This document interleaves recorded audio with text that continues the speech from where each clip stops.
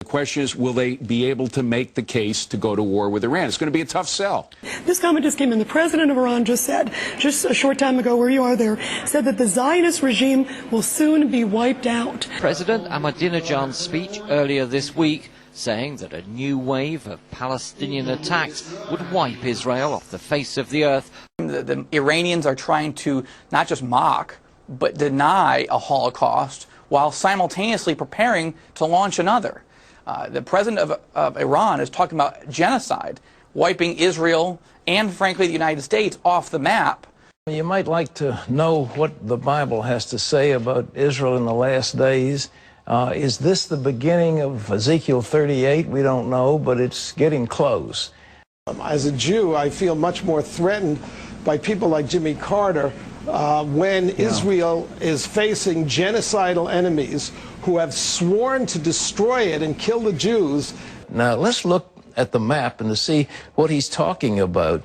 Here is Israel in the middle. The current president of Iran has announced that the destruction of Israel is an important part of their agenda. I spoke to Mark Regev from the Israeli Foreign Ministry in Jerusalem. Does he agree with Benjamin Netanyahu, I asked, that Ahmadinejad is the worst tyrant since Hitler and Israel's greatest enemy?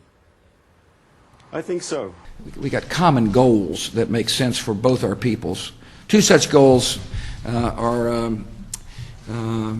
Iran, convincing the Iranians to get rid of its nuclear weapons. I'd love to think there's something to negotiate with Iran about, but you have a president there who his sworn aim is to wipe Israel off the face of the map and kill every Jew in the Middle East. There is going to be this armada of essentially these Muslim nations joined with Russia to invade Israel, it says, in the latter days. Ahmadinejad is the new Hitler.